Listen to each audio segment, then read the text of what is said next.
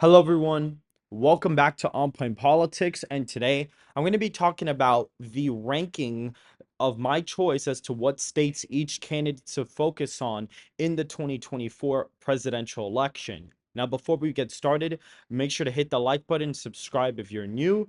And so, guys, pretty much Donald Trump has a pretty clear, actually has a new, very clear forged straight shot path to the presidency that doesn't even require the Rust Belt, by the way. And you guys might be kind of confused. Okay, how is he going to win without any of the Rust Belt states?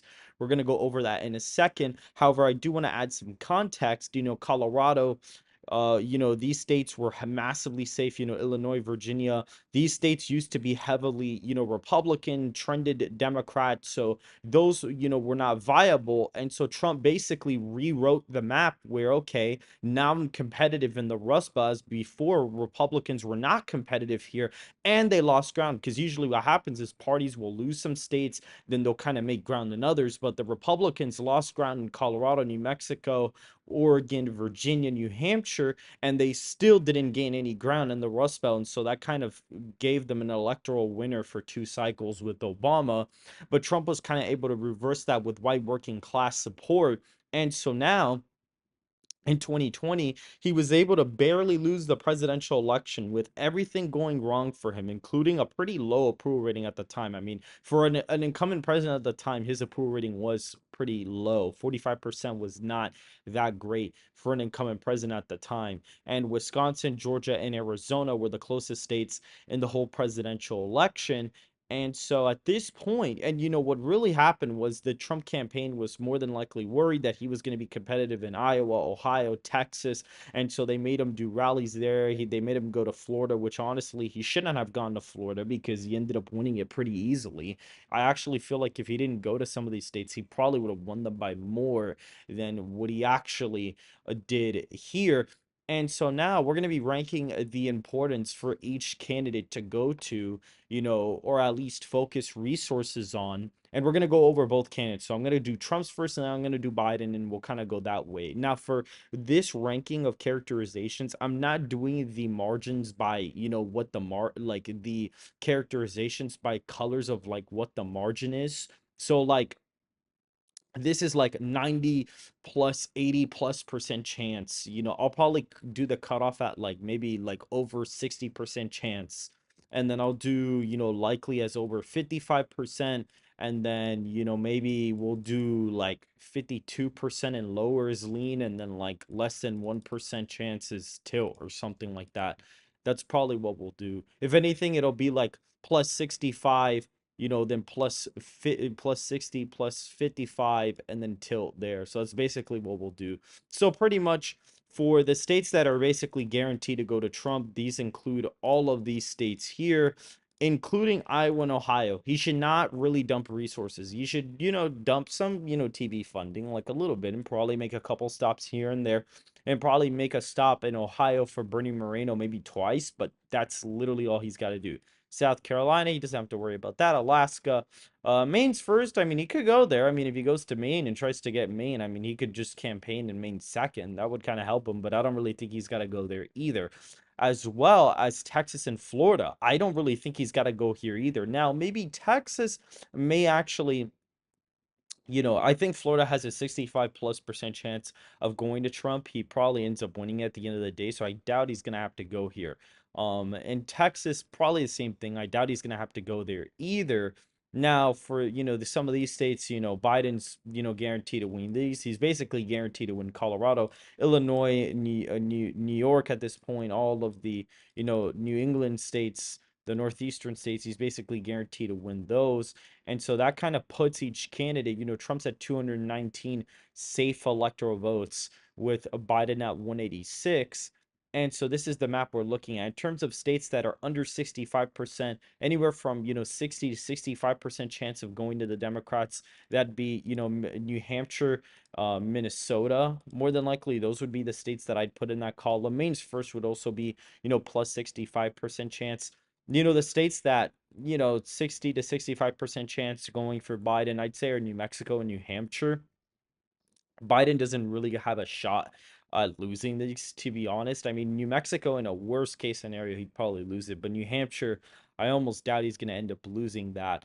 And so that's really where that is. Even Virginia, I'd probably even put it like plus 60% chance going for Biden. Now, North Carolina, I'd say he's definitely going to have to probably maybe go here a couple times, but I think that it is a pretty solid margin for him there. The margin here for Trump, I mean, it was a state where, he won it by 1.3% in an environment where basically everything was going wrong for him. And so, to be honest, I really doubt he needs to go here too much. I'd suspect that he should go here a couple times, but I don't really think he's probably got to go here too much. Maybe a couple times before the election, but that's about it. I don't really think he really even has to go there, to be honest. Hawaii, I forgot to put that in the guaranteed category for Biden. So, Biden doesn't necessarily have to worry about that either. Now, what's interesting is that, Maine, I'd say it's, 55 to 60% chance it goes for Biden. That's probably where I'd put it right now. I think in both candidates, I think Trump should try to go here. Biden, I mean, maybe not as much. Like, if he's really focused on winning, Biden may have to go here a couple times, but he may have to go there like once or twice, but I doubt Biden's probably going to even go. So he's not necessarily required, but it's still okay. Maybe you should go, maybe not. Trump can kind of go here. It's definitely in play. I think you could go there 100%.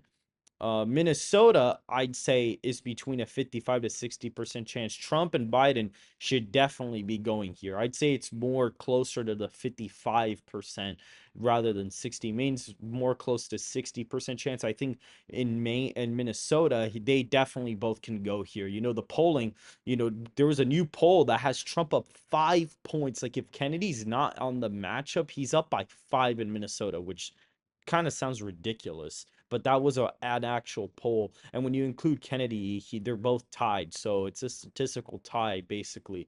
And so that really does put Minnesota in play. I mean, the polling has it close, so either candidate should really be going here. And that kind of leaves us with the, Rust Belt and Sun Belt states that are left up for grabs. I'd say Trump is the favorite to win Georgia by over a 55% chance. I think Trump should definitely be going here quite a bit, but I don't think he should be going here to the point where, he's spending all his resources in Georgia. I think he should really focus on the Rust Belt. But I do think he does really need to go here, though. I think he should go here a decent amount, but not as much as the Rust Belt. I think he should probably go here about like maybe 8 times, something like that. I think the 8 rallies here would be decent enough. That I'd say he probably needs to do. And now it's funny because we have our first poll out of Nebraska second, and Trump's actually up in Nebraska second by 3. And here's the interesting thing I wanted to show you guys. If Nebraska second goes right, and let's say Arizona and Nevada are favored to go to Trump, Trump's already at 269. And with the delegation in the House and the contingent elections, he probably ends up becoming the president. So he wouldn't even need the Rust Belt to theoretically win the presidency. Now, is this the more favorable scenario? No, you always want to win bigger to have a mandate, and this would be politically, disastrous for the country if this did happen, but he would still secure the win nonetheless. More than likely, he probably end up securing the win. So he really theoretically doesn't even need the Rust Belt to win. He could literally just win with Arizona, Nevada, Georgia, and that little Nebraska second, and that would literally be it. And so Trump, more than likely, he's probably going to end up winning that as well. And so, Georgia, I already said, is a 55% chance or greater for Trump to go. And really, guys, the polling here looks really great for him. I mean, he's up 6 points in the five-way race. He's well outside the margin of error. Same thing in Arizona. Trump's well outside the margin of error in Arizona. He's up by 4.7%. Now, I'd say it's less than a 55% chance to go to Trump. I'd say maybe it's like 52 right now is what I'd say it is. It's fairly close in terms of probability. I'd say it's anybody's, state, but I think that Trump is favored to win it.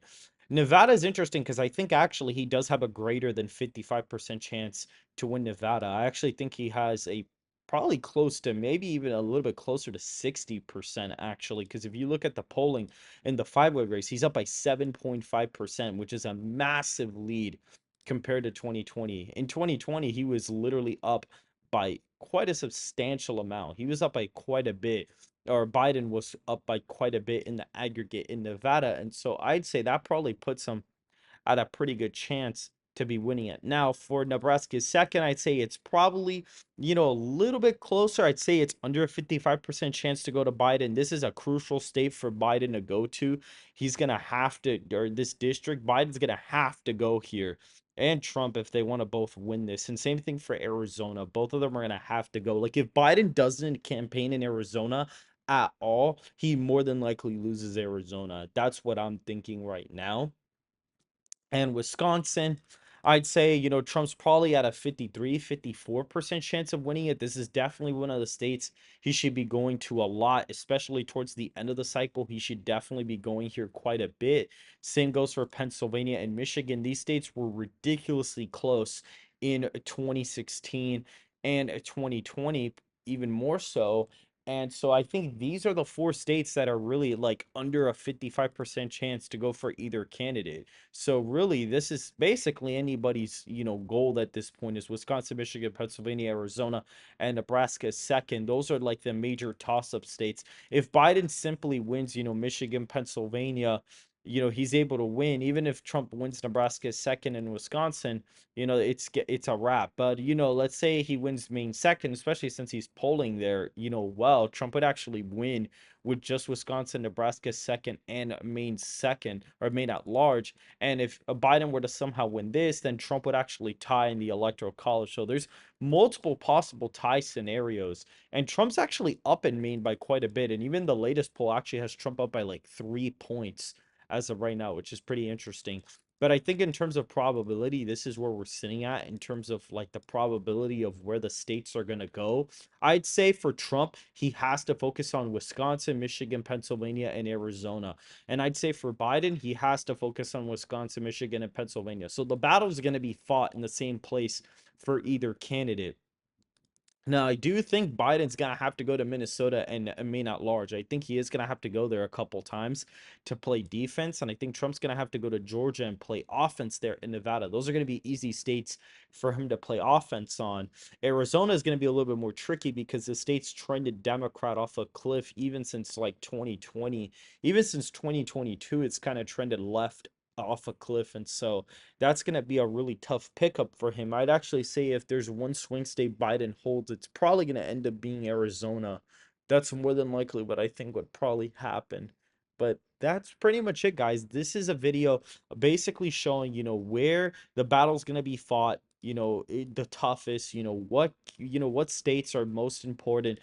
Trump, if he gets Pennsylvania, he's already the next president because he would just get Nevada basically. With Michigan, he's already the next president. And then theoretically, with Arizona and Nebraska second, he's already the next president. Or Arizona and Wisconsin, he's the next president. He could also win with Wisconsin and Michigan. He could win with Michigan alone or Pennsylvania alone. He's got a different path. Biden, the thing with Biden is that he actually has a steeper path. He actually has to win all three. Like, he doesn't really have a choice.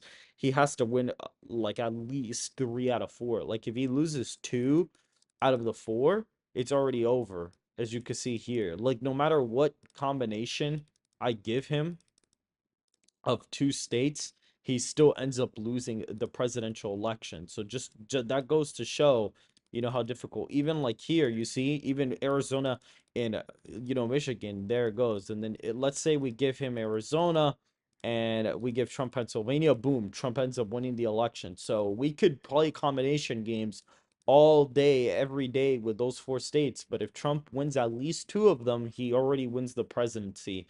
And with Pennsylvania, he actually already wins. That's the only one he can actually do that with.